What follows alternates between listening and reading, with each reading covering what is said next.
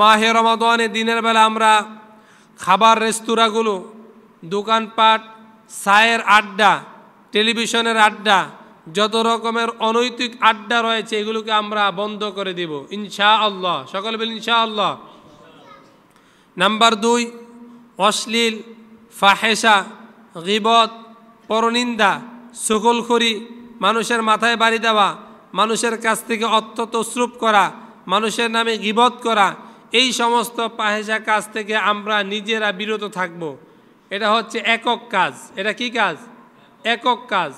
আমরা গুনাহ থেকে বিরত থাকব, মানুষকে পরনিন্দা করব না, মানুষকে গালি দিব না, মানুষের মাথায় বাড়ি দিব না, খাদ্যে ভেজাল দিব না, ওজনে কম দিব না। এটা আমার একক কাজ। আর সামষ্টিক কাজ হচ্ছে আমরা হোটেল রেস্তোরাঁ থেকে যাওয়া থেকে বিরত থাকব, আমরা প্রকাশ্যে ধূমপান খাওয়া থেকে বিরত থাকব, আমরা প্রকাশ্যে আমরা বিভিন্ন ধরনের খাবার গ্রহণ করা থেকে বিরত থাকব। আপনারা জানেন আমাদের বাংলাদেশে বর্তমানে এক শ্রেণীর সুশীল সমাজ আন্দোলন করতেছে, প্রকাশ্যে বিড়ি খাওয়া থেকে কেন তাদেরকে বারণ করা হলো, এই জন্য তারা আজ আন্দোলন করতেছে। বলি নাউযু বিল্লাহ। আচ্ছা বলুন তো, বিড়ি খেলে আপনার শরীরের কোনো উপকার হয়? কোনো উপকার হয় না, বরঞ্চ অপকার হয়। তদ্রূপ যেহেতু মাহে রমাদানের হক আদায় করার জন্য আমাদেরকে প্রকাশ্য যত রকমের খাবার রয়েছে এই খাবারগুলো আমরা বিরত থাকব। আর যেগুলো হচ্ছে একেবারে নিন্দনীয় কাজ, প্রকাশ্যে বিড়ি খাওয়া, সিগারেট খাওয়া, হেঁটে হেঁটে রমাদান মাসে খাওয়া, এগুলো একবারে গর্হিত কাজ, নিন্দনীয় কাজ। এগুলো থেকে আল্লাহ তাআলা আমাদেরকে বাঁচার তৌফিক দান করুক। সকলে বলি আমিন। আজ দেখা যায় মা বোনদের গুরুত্বপূর্ণ রমাদান মাসের, এটা অন্য মাসেও যেরকম গুরুত্ব, রমাদান মাসে আরও বেশি গুরুত্ব। আপনি সিয়াম পালন করতেছেন একটা ফরজ, কিন্তু আপনি বাজারের মধ্যে, মার্কেটের মধ্যে গিয়ে বেপরদা হয়ে যখন আপনি কেনাকাটা করবেন, আপনার বেপরদার কারণে হাজারো মানুষ আপনার চেহারা দেখার কারণে, মানুষের সাথে আপনার শরীর ঘষা থাকার কারণে আপনার জিনায় লিপ্ত হয়ে যাচ্ছেন। এই জন্য আপনি দায়ুজের খাতায় নাম উঠে যাচ্ছে। তদ্রূপ মাহে রমাদানের 1 মাস সিয়াম রাখার পরে বাজারে গিয়ে আমাদের তাকওয়াগুলো আমরা বিক্রয় করে দিব না।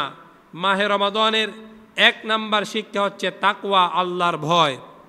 চলুন, আল্লাহ তাআলা কোরআনুল কারীমের মধ্যে বলেছেন, আল্লাহ সুবহানাহু ওয়া তাআলা বলেন, ইয়া আইয়ুহাল্লাযীনা আমানু কুতিবা আলাইকুমুস সিয়াম কামা কুতিবা আলাল্লাযীনা মিন ক্বাবলিকুম লাআল্লাকুম তাত্তাকুন। ওহে যারা ঈমান এনেছ, আল্লাহ তাআলা ঈমানদারদেরকে বলেছেন। কাদেরকে বলেছেন? কুরআনুল কারীমের মধ্যে আল্লাহ তাআলা মানুষদেরকে ইয়া আইয়ুহান নাস বলে ডেকেছেন। গোটা মানব মণ্ডলীকে যখন ডাকার প্রয়োজন হয়েছে ইয়া আইয়ুহান নাস বলে সম্বোধন করেছেন। ওহে মানব জাতি, ওহে মানব মণ্ডলী, ওহে বিশ্ববাসী, ও দুনিয়ার মানুষ তোমরা শুনো। যখন কাফেরদেরকে ডাকার প্রয়োজন হয়েছে ইয়া আইয়ুহাল কাফিরুন কুল ইয়া আইয়ুহাল কাফিরুন, এরকম কাফেরদেরকে যখন ডাকার প্রয়োজন হয়েছে বলেছে হে কাফেরেরা শুনো। মুনাফিকদেরকে যখন ডাকার প্রয়োজন হয়েছে মুনাফিক বলে সম্বোধন করেছেন। তেমনি করে যখন মুমিনদেরকে ডাকার প্রয়োজন হয়েছে ইয়া আইয়ুহাল মুমিনুন বলে ডাক দিয়েছেন। এখানে আল্লাহ তাআলা ঈমানদারদেরকে সম্বোধন করে বলেছেন ইয়া আইয়ুহাল্লাযীনা আমানু, ওহে যারা বিশ্বাসী, যারা ঈমান আনয়ন করেছ তোমরা শুনো। কুতিবা আলাইকুমুস সিয়াম, তোমাদের উপর রোজাকে ফরজ করে দেওয়া হয়েছে। রোজা হচ্ছে ফার্সি শব্দ, আরবি হচ্ছে সিয়াম। তোমাদের উপর সিয়ামকে ফরজ করা হয়েছে। আমরা বললাম মালিকেরে আমাদের উপর সিয়াম ফরজ করেছেন, এই সিয়ামকে আর কারো উপর ফরজ ছিল কিনা? আল্লাহ তাআলা বলেন কুতিবা আলাইকুমুস সিয়াম কামা কুতিবা আলাল্লাযীনা মিন ক্বাবলিকুম, তোমাদের পূর্বপুরুষ যারা রয়েছে তাদের উপর এই সিয়াম ফরজ ছিল পূর্বপুরুষ বলতে কাদেরকে বোঝানো হয়? আমার দাদার উপর সিয়াম ফরজ ছিল, তার দাদার উপর সিয়াম ফরজ ছিল, তার দাদার উপর সিয়াম ফরজ ছিল, তথা আমাদের পূর্বপুরুষ যারা ছিল তাদের উপর সিয়াম ফরজ ছিল, তারা সিয়াম পালন করেছে। আমাদেরকেও সিয়াম পালন করার নির্দেশ দিয়েছেন কে? আল্লাহ যেহেতু নির্দেশ দিয়েছেন, তিনি হচ্ছেন রব, তিনি হচ্ছেন জীবনদাতা। আল্লাহর হুকুম অমান্য করার কোনো অজুহাত আমরা দেখাইলে চলবে না। আপনি মনে করবেন গ্যাস্ট্রিকের কারণে সিয়াম রাখতে পারেন না, মনে করবেন গ্যাস্ট্রিক দেওয়ার মালিক আল্লাহ, আবার গ্যাস্ট্রিক ভালো করার মালিক আল্লাহ, সিয়ামের হুকুমদাতাও হচ্ছে কে? আল্লাহ তাআলা বলেন, দুনিয়ার মানুষ শোনো শোনো, আমি আল্লাহ তাআলা তোমাদেরকে আদেশ দিয়েছি, এই আদেশ মান্য করা হচ্ছে তোমাদের জন্য ফরজ। কুতিবা আলাইকুমুস সিয়াম কামা কুতিবা আলাল্লাযীনা মিন ক্বাবলিকুম, তোমাদের উপর সিয়ামকে ফরজ করা হয়েছে। শুধুমাত্র উম্মতে মুহাম্মদের জন্য সিয়াম দেওয়া হয় নাই, পূর্ববর্তী যত জাতি ছিল, যত নবীরা ছিল, ওই নবীর উম্মতের উপর আমি আল্লাহ তাআলা সিয়ামকে ফরজ করে দিয়েছি। কারো সিয়াম ছিল কেউ কথা বলবে না সারাদিন, এটা ছিল তাদের সিয়াম। সারাদিন না খেয়ে থাকবে, সারা রাত না খেয়ে থাকবে, 24 ঘন্টা না খেয়ে থেকে উপবাস থেকে সিয়াম পালন করবে, এটা ছিল তাদের জন্য সিয়াম। আল্লাহ তাআলা আমাদের জন্য আদেশ করেছেন, তোমরা এই দুনিয়ার মধ্যে যখন সিয়াম পাইবা, রমাদান মাস পাইবা, সুবে সাদিক থেকে সূর্যাস্ত পর্যন্ত তোমাদের ঘরে খাবার থাকবে, পানি থাকবে, শরবত থাকবে, তোমাদের বৈধ স্ত্রী থাকবে।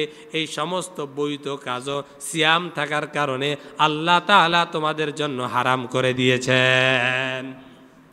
এখন আল্লাহ তো আমাদের সামনে পুলিশ লাগাইয়া দেয় নাই, আর্মি লাগাইয়া দেয় নাই, বিডিআর লাগাইয়া দেয় নাই, তাহলে আমরা কেন খাবার থেকে বিরত থাকি?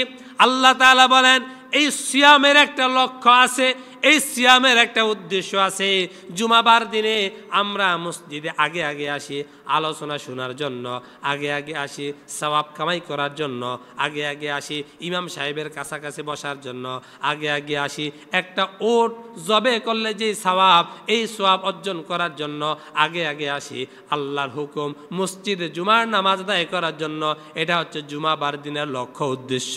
আর আল্লাহ তাআলা আমাদেরকে সিয়াম ফরজ করেছেন লাআল্লাকুম তাত্তাকুন। দুনিয়ার মানুষ আল্লাহকে ভয় করে, কোনো পুলিশকে নয়, আর্মিকে নয়, বিডিআরকে নয়, দুনিয়ার কোনো জাগতিক কোনো কারোকে ভয় করে নয়, একমাত্র আল্লাহকে ভয় করে। সমস্ত খানা থেকে বিরত থাকবা, সমস্ত পানাহার থেকে বিরত থাকবা, বৈধ স্ত্রীর কাছে যাওয়া থেকে বিরত থাকবা, এটা আল্লাহর হুকুম। আল্লাহর হুকুম, আল্লাহ তোমাকে দেখতেছে, এই জন্য তুমি সারাদিন উপবাস থাকতেছ, সারাদিন পানি খাও না, খাবার গ্রহণ করো না, স্ত্রীর কাছে যাও না, পয়সা কথা বলো না, পরনিন্দা করো না। যেমনি করে আল্লাহকে ভয় করে সমস্ত পাপাচার থেকে তুমি মুক্ত হয়ে আসো, বাকি 11টি মাস তোমার সামনে হারাম খাদ্য আসলে আল্লাহ দেখতেছে, হারাম খাদ্য ত্যাগ করতে হবে। বাকি 11টি মাস মানুষের মাথায় বাড়ি দেওয়া, মানুষের পিছনে গীবত করা, অন্যায় কাজ করা, অপরাধ কাজ করা, আল্লাহ বিরোধী গর্হিত কাজ থেকে বিরত থাকার নাম হচ্ছে তাকওয়া। বিরত থাকার নাম কি? তাকওয়া। তাকওয়া, আল্লাহর ভয়। এই পৃথিবীর মধ্যে মানুষগুলোকে যদি পুলিশ, আর্মি, বিডিআর দিয়ে পিটাইয়া শাস্তি দিয়ে যদি মানুষদেরকে হেদায়েতের পথে আনা যাইতো, অপরাধ থেকে বিরত থাকা যাইতো, তাহলে এই দুনিয়ার যতগুলো জেলখানার মধ্যে যতগুলো মানুষ আছে, সমস্ত মানুষগুলো এক একজন আল্লাহর ওলি হয়ে বের হইতো, ঠিক কিনা? কিন্তু দেখা যায় ছোটখাটো চুরি করে জেলের মধ্যে যায়, জেল থেকে বের হয়ে বড় বড় ডাকাতি করে। এমন ডাকাত আমাদের বাংলাদেশে আছে না নাই? আমার প্রিয় সুধী, আল্লাহ তাআলা বলেন, দুনিয়ার মানুষ শোনো শোনো, এই দুনিয়ার কোনো আর্মি, বিডিআর, পুলিশ কেউ তোমাকে অন্যায় থেকে, অপরাধ থেকে বিরত রাখতে পারবে না। বিরত থাকতে হলে, বিরত রাখতে হলে ভয় করতে হবে একজনকে। চিল্লিয়ে বলুন তিনি কে? এই জন্য আল্লাহ তাআলা বলেন, ইন্নাল্লাযীনা ক্বালু রাব্বুনাল্লাহ আল্লাহ। যেই কথা মনে প্রাণে এই কথা বিশ্বাস করে নিয়েছে আমার রব, আমার প্রভু, আমার মালিক একজন, তিনি কে? আল্লাহ এখানে রব শব্দ ব্যবহার করেছেন। কি শব্দ? রব। ইন্নাল্লাযীনা ক্বালু রব্বুনাল্লাহ, আমাদের রব একজন, তিনি কে? আল্লাহ। আল্লাহ এটা হচ্ছে জাতিগত নাম, এটা হচ্ছে একটা ইন্টারন্যাশনাল নাম। পৃথিবীর যেই কোনো প্রান্তের একজন মুসলমানকে যদি জিজ্ঞাসা করেন আপনার রবকে, কি বলবে? কি বলবে? কি বলবে? আল্লাহ। এটা হচ্ছে জাতিগত নাম, সত্তাগত নাম। এটা এমন একটা নাম, এটার কোনো আর দ্বিতীয় কোনো পাঠ হয় না। একজন হিন্দুকে যদি আপনি বলেন আপনার ভগবানকে, এক একজন হিন্দু এক এক রকমের উদাহরণ দিবে। কেউ বলবে শ্রীকৃষ্ণ, কেউ বলবে মা দুর্গা, কেউ বলবে মা কালী, কেউ বলবে জয় শ্রীরাম। এরকম করে এক একজন হিন্দু এক এক রকমের উত্তর দিবে। খ্রিস্টানদেরকে আপনি যদি জিজ্ঞাসা করেন এক একটা মূর্তির নাম তারা আপনাকে শুনাইয়া দিবে। আর মুসলমানদেরকে যদি যেই কোনো প্রান্তের একজন মুসলমানকে যদি বলেন আপনার আমার রবকে, সকলেই বলবে আপনার আমার রব একজন, তিনি হচ্ছেন আল্লাহ। আমার প্রিয় সুধী, আল্লাহ তাআলা বলেন ইন্না, নিশ্চয়ই আল্লাযীনা যারা ক্বালু, এই কথা মনে প্রাণে ধীর চিত্তে বিশ্বাস করে, রব্বুনাল্লাহ, আমার রব আল্লাহ, আমার মরণেও আল্লাহ, বাঁচাবার মালিক আল্লাহ, হায়াত দেওয়ার মালিক আল্লাহ, রিজিক দেওয়ার মালিক আল্লাহ, বিপদ আপদ মুসিবতে সব কিছু বাঁচাবার মালিক হচ্ছে আল্লাহ।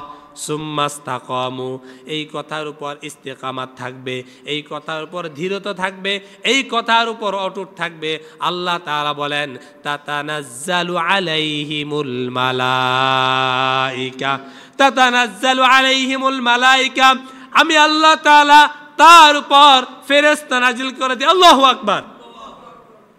ফেরেশতা নাজিল করে দেই। ফেরেশতা এসে বলল ও আল্লাহর বান্দা, তুমি তো তোমার রবকে রব বলে স্বীকার করেছ, তুমি তোমার রবকে আল্লাহ বলে স্বীকার করেছ, এই কথার উপর তোমার জীবনটা পরিচালনা করেছ, তোমার জীবনটা ইস্তেকামাত থেকেছ। এই জন্য আল্লাহ তাআলা তোমাকে দুইটা সুসংবাদ দিয়েছেন। এক নাম্বার সুসংবাদ হচ্ছে ওয়ালা তাহিনু ওয়ালা তাহজানু, যেই রোগের দুনিয়ার কোনো চিকিৎসা নাই। চিন্তা রোগের কোনো চিকিৎসা আছে? ভয় রোগের কোনো চিকিৎসা আছে? ফুলাফাইন ভয় পেলে হুজুরদের কাছে নিয়ে বলে হুজুর একটু ফু দিয়ে দেন। রাসূলুল্লাহ সাল্লাল্লাহু আলাইহি সাল্লাম আমাদের জন্য সূরা ফালাক এবং সূরা নাস দিয়েছেন। যে ব্যক্তি সূরা ফালাক এবং সূরা নাস ফরে ফরে বাচ্চাদেরকে ফু দিয়ে দিবে, তাকে ভয় থেকে যিনি বাঁচাইয়া দিবেন তিনি কে? রাসূলুল্লাহ সাল্লাল্লাহু আলাইহি সাল্লামকে যত মুজিজা দেওয়া হয়েছে, এই মুজিজা রাসূল চলে যাওয়ার পরে মুজিজাও চলে গিয়েছে, কিন্তু একটা মুজিজা যার নাম হচ্ছে কোরআন। এই মাহে রমাদান মাসে আল্লাহ তাআলা কোরআন নাজিল করেছেন। এই মাহে রমাদানে কোরআন নাজিল, আমাদের মাঝে কোরআন এসেছে।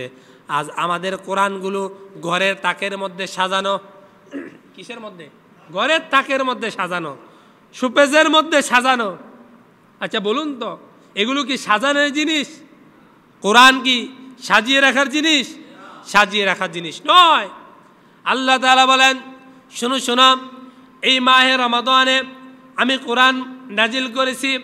এই কোরআন দিয়ে যদি তোমার জীবন, পরিবার জীবন, রাষ্ট্রীয় জীবন, সকল ক্ষেত্রে যদি তুমি এই কোরআনের জীবন বিধিবিধান মেনে চলো, তাহলে আমি আল্লাহ তাআলা তোমার জন্য কোনো ভয় রাখি না, তোমার জন্য কোনো চিন্তাও রাখি না। ভয় এবং চিন্তা, এই দুইটা রোগের কোনো ঔষধ পৃথিবীর কোনো ডাক্তার আজও পর্যন্ত বানাইতে পারে না। আল্লাহ তাআলা জানিয়ে দিলেন শুনো শুনো, এই ভয় এবং চিন্তা, এই দুইটার ঔষধ আমি আল্লাহ তাআলা তোমাদের জন্য ঘোষণা দিয়ে দিলাম। যে ব্যক্তি এই কথা বলবে ইন্নাল্লাযীনা ক্বালু রব্বুনাল্লাহ, আমার রব হচ্ছে আল্লাহ, সুম্মাস্তাকামু, এই কথার উপর অবিচল থাকবে, অটুট থাকবে, ধীরতা থাকবে, তাতানাজ্জালু আলাইহিমুল মালাইকা, আমি আল্লাহ তাআলা ওই বান্দার প্রতি ফেরেশতা নাজিল করে দেই।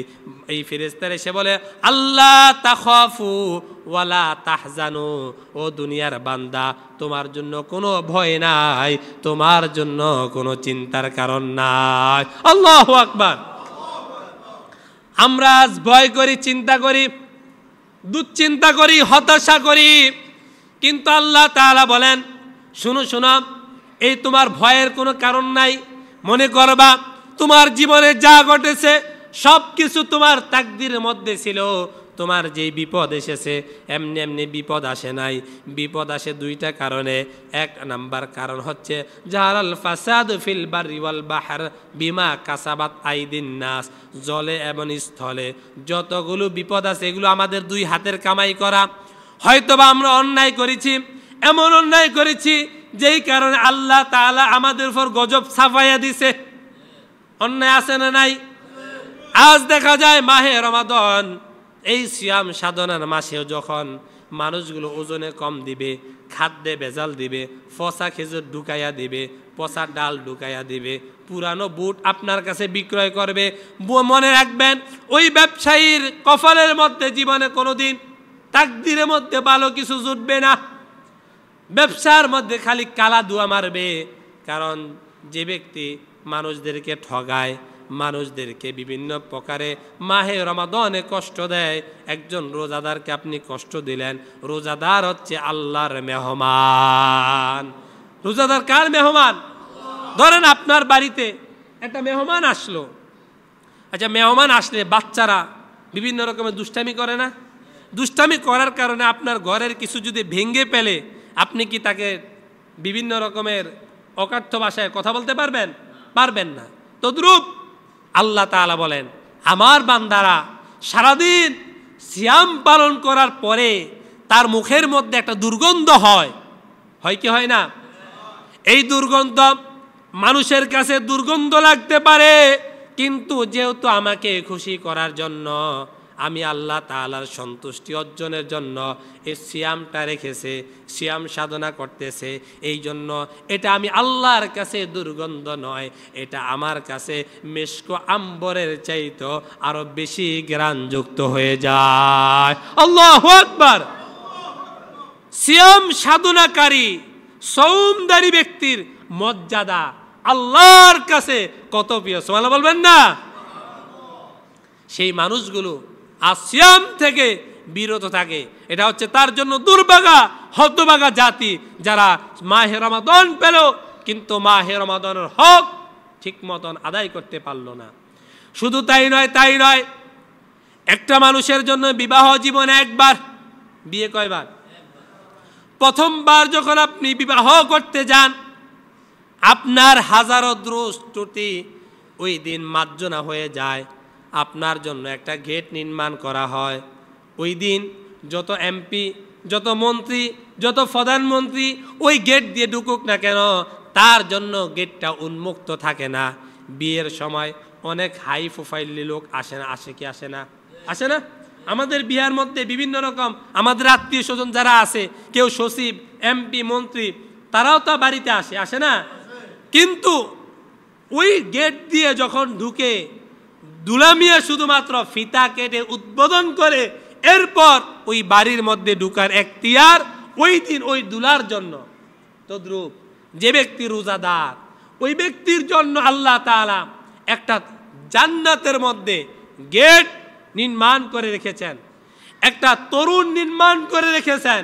অনেক মানুষ আসবে যাবে, এই পথ দিয়ে আসবে যাবে, কিন্তু ওই গেট যার জন্য স্পেশাল, যার জন্য খাস, যিনি ওই গেট দিয়ে প্রবেশ করবেন, তিনি দুনিয়ার কোনো সাধারণ মানুষ নয়, তিনি হচ্ছেন আল্লাহ রোজাদার মেহমান। বলি সুবহানাল্লাহ।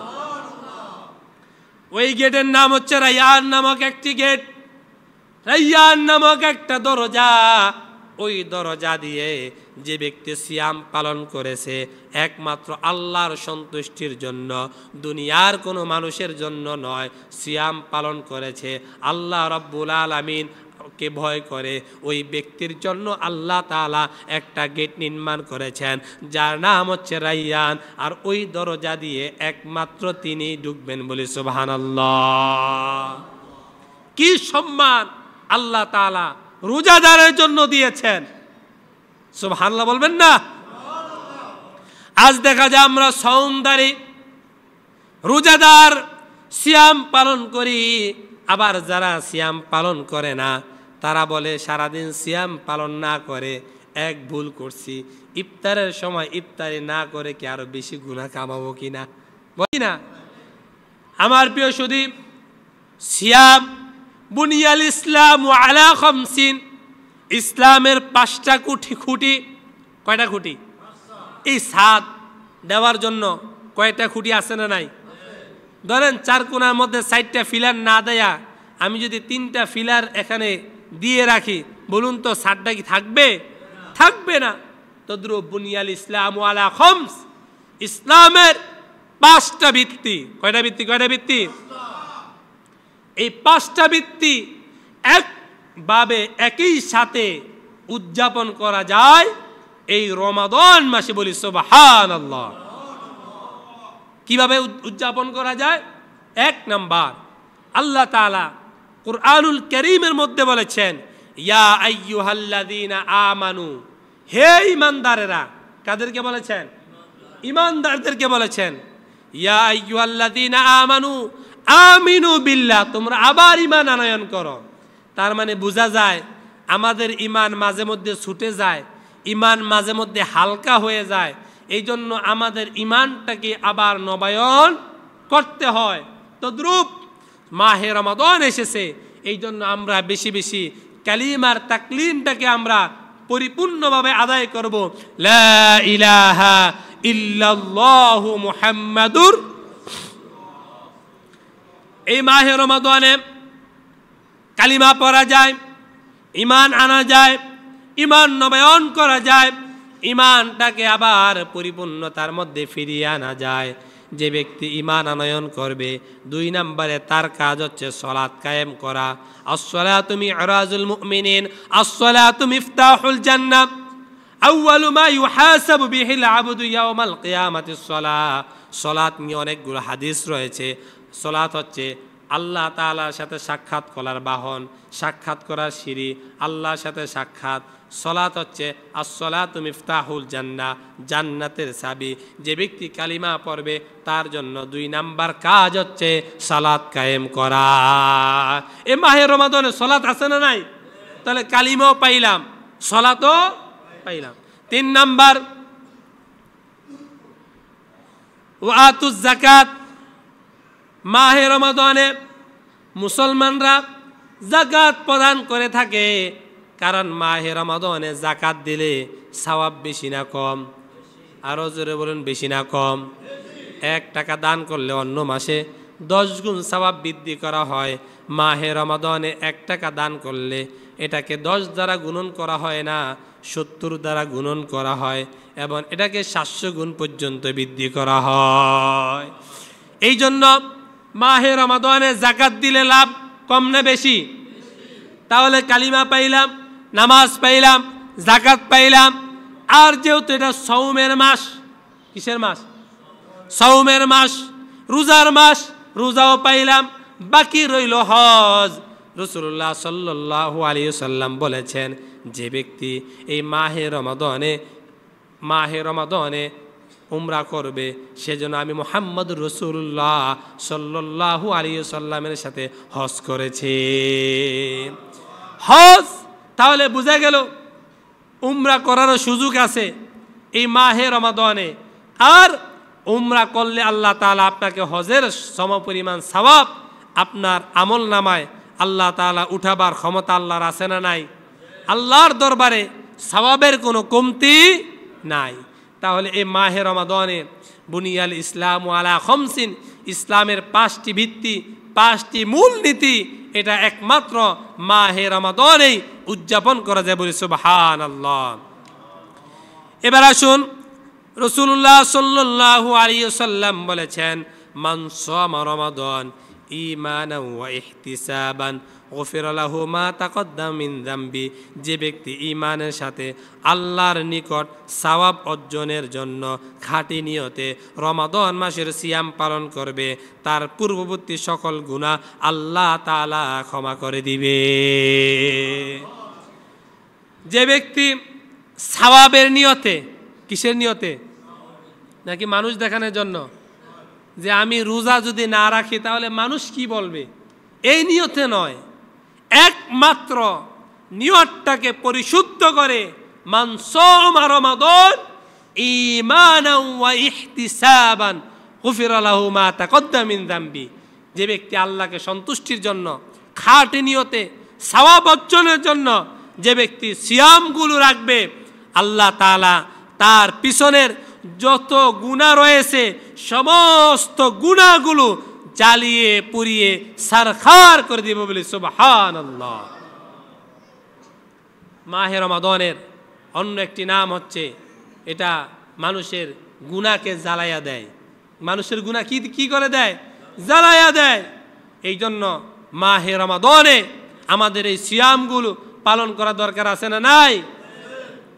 অন্য হাদিসে রাসূলুল্লাহ সাল্লাল্লাহু আলাইহি সাল্লাম বলেছেন, মান কামা রমাদান ঈমানান ওয়া ইহতিসাবান গফিরা লাহু মা তাকদ্দাম মিন যামবি, যে ব্যক্তি ঈমানের সহকারে খাঁটি নিয়তে নেক উদ্দেশ্যে ইবাদতের উদ্দেশ্যে মান কামা রমাদান, যে ব্যক্তি লাইলাতুল কদর অথবা এই মাহে রমাদানে কিয়ামুল লাইল করবে, তারাবির সালাত আদায় করবে, আল্লাহ তাআলা তার জীবনের গুনাহ খাতাগুলোকে মাফ করে দিয়ে তাকে পরিপূর্ণ মাসুম বানায়া দিবে।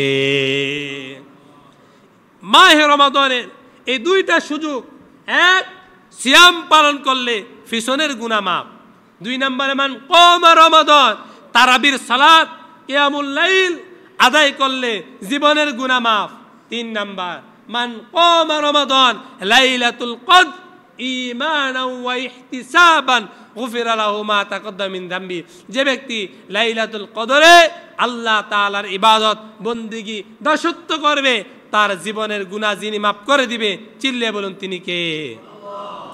এত সুযোগ দেওয়ার পরেও যদি বান্দা নিজের জীবনের অর্জিত গুনাহগুলো মাফ না করাইতে পারে, তাহলে তার চাইতে হতভাগা দুর্ভাগা জাতি ব্যক্তি আর কে হতে পারে? ঠিক কিনা? এই জন্য আল্লাহ তাআলা হচ্ছেন রহমান। আল্লাহ তাআলা কি? আর আখিরাতে আল্লাহ তাআলা নাম হচ্ছে কহার। যেহেতু আল্লাহ তাআলা তিনি রহমান, তিনি চায় আমার বান্দারা যেন গুনাহ করেছে সেখান থেকে যেন ফিরে আসে, আর ফিরে আসার জন্য যতগুলো রাস্তা দরকার, যতগুলো পথ দরকার, যতগুলো পন্থা দরকার, সমস্ত পন্থা রাস্তা যিনি আমাদের জন্য বাতিয়ে দিয়েছেন তিনি কে? এই জন্য আল্লাহ তাআলা বলেছেন, লা তাকনাতু মির রাহমাতিল্লাহ, দুনিয়ার বান্দারে আমার রহমত থেকে তোমরা নৈরাশ হইও না, আমার রহমত থেকে তোমরা বিচলিত হইও না, কারণ আমি আল্লাহ তাআলা হচ্ছেন রহমান। জীবনের যত গুনাহ করেছ আমার কাছে মাপ চাও, যিনি আমাদের গুনাহ খাতাগুলোকে মাফ করবে তিনি কে? আমার প্রিয় শুধু শেষ কথা বলতেছি, মাহে রমাদান আসতেছে, আমরা এই মাহে রমাদানের গুরুত্বপূর্ণ একটি সময় আমরা মিস করি, সেটা হচ্ছে ইফতারের সময়।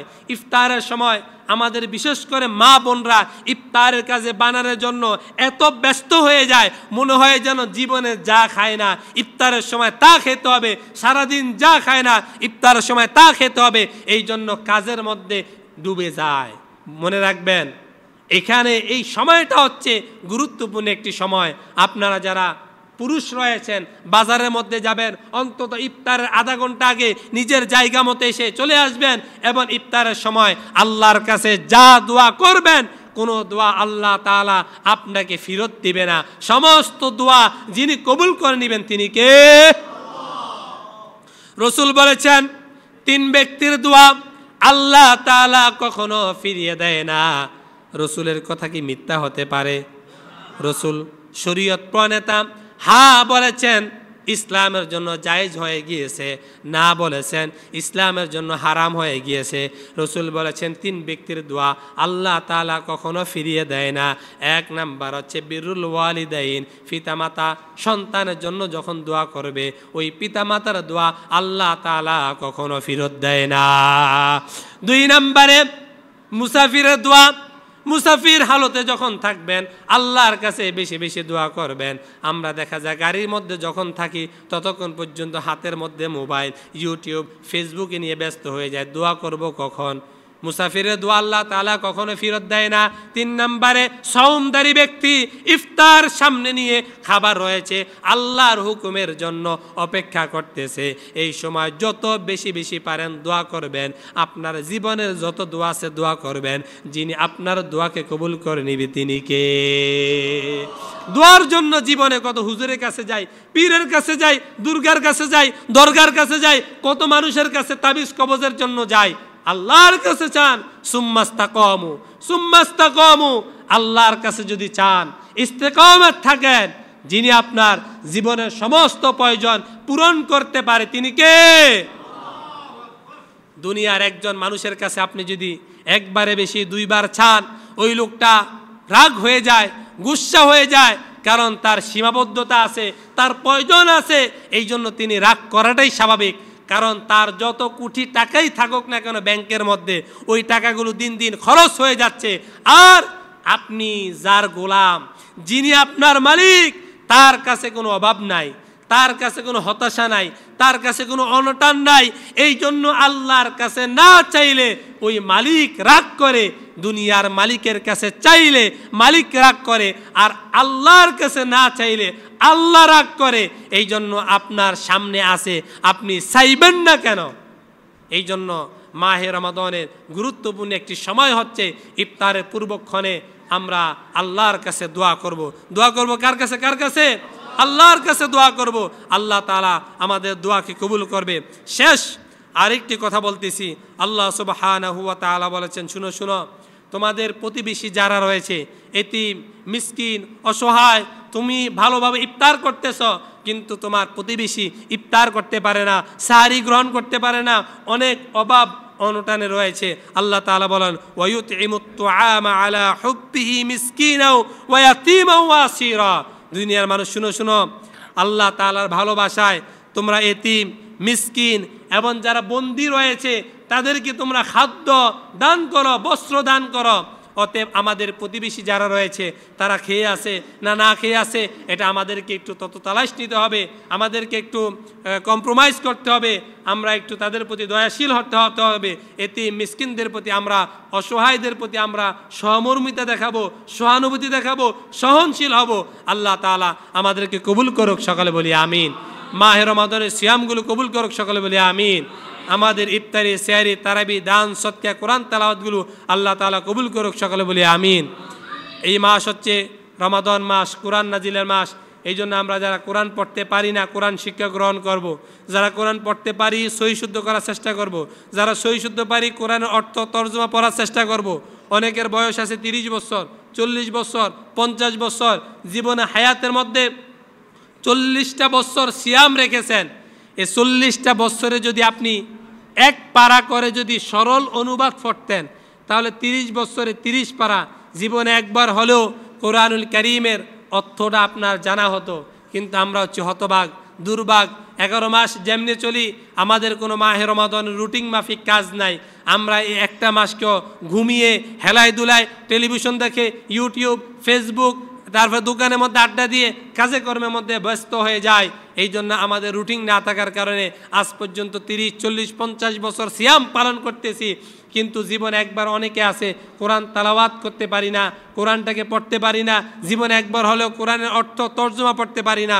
এটা হচ্ছে আমাদের জন্য দুর্ভাগা, হতভাগা। যে আল্লাহ তাআলা কোরআন দিয়েছেন হুদাল্লিন নাস, মানুষের হেদায়েতের জন্য, মুত্তাকিনদের জন্য, ইমানদারদের জন্য, এই কোরআনটা আমরা আজ পড়ি না, বুঝি না, বুঝার চেষ্টা করি না। কোরআন নাজিলের মাসে বেশি বেশি কোরআন তেলাওয়াত করার আল্লাহ তাআলা তৌফিক দান করুক, সকলে বলি আমিন।